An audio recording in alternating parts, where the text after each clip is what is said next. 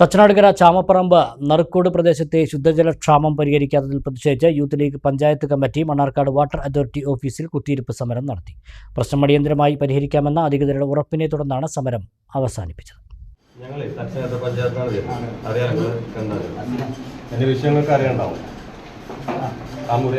കുടിവെള്ള വിഷയവുമായി ബന്ധപ്പെട്ട് ചാമപ്പറമ്പ് തീരെ വെള്ളം കിട്ടുന്നില്ല. അവിടുത്തെ മോട്ടോർ കംപ്ലൈന്റ് ആയിട്ട് 5 വർഷം മുമ്പ് കൊണ്ടുപോയതല്ലേ.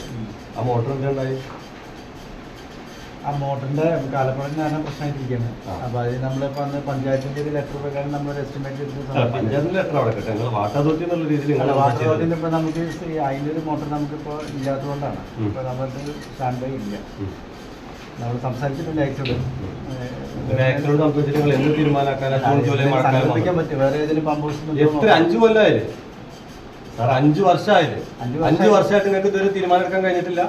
അവിടുത്തെ നാട്ടുകാർ ആളുകൾ പറഞ്ഞിട്ട് നിങ്ങൾക്ക് ഇതുവരെ തീരുമാനിക്കാൻ കഴിയില്ല. നിങ്ങൾ എല്ലാ മാസം അവിടെ ബില്ല് മേടിക്കാൻ കറക്റ്റ് സമയത്ത് അവിടെ വരുന്നുണ്ടല്ലോ. ഇത് തീരെ വെള്ളം കൊടുക്കാതെ മിനിമം ചാർജ് 148 രൂപ നിങ്ങൾ മേടിച്ചുകൊണ്ടുണ്ടല്ലോ. 1000-ലധികം കണക്ഷനല്ലേ തച്ചനാട് പഞ്ചായത്തിൽ? മുറിയങ്കണ്ണി ശുദ്ധജല പദ്ധതിയുടെ മോട്ടോർ കേട് വന്നിട്ട് 5 വർഷമായി. പകരം മോട്ടോർ സ്ഥാപിച്ചില്ല.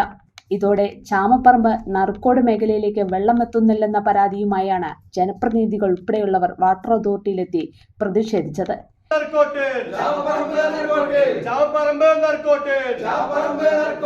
വെള്ളമില്ലാതെ കൊല്ലങ്ങളായി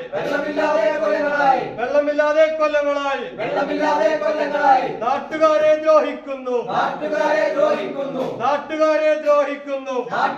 ദ്രോഹിക്കുന്നു. വെള്ളമില്ലാ ബില്ലുണ്ട്.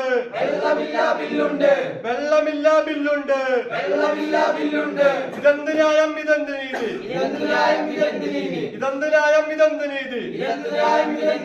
പറയൂ അധികാരികളെ.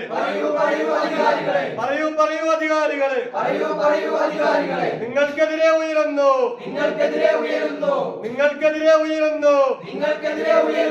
യൂത്ത് ലീഗിൻ പ്രതിഷേധം.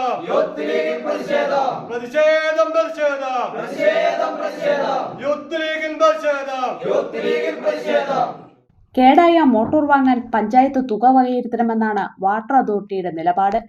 ഇത് ഓഡിറ്റ് തടസ്സം വരുമെന്നതിനാൽ തുക വകയിരുത്താനാവില്ലെന്നാണ് പഞ്ചായത്ത് അധികൃതരും പറയുന്നത്.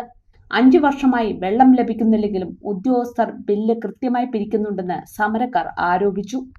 ഉന്നത ഉദ്യോഗസ്ഥർ ഓഫീസിലില്ലാത്തതിനാൽ ഷൊർണൂരിലെ എക്സിക്യൂട്ടീവ് എഞ്ചിനീയറുമായി ഫോണിൽ സംസാരിച്ച് പ്രശ്നം പരിഹരിക്കാമെന്ന ഉറപ്പ് ലഭിച്ചതോടെയാണ് സമരക്കാർ പിരിഞ്ഞത്.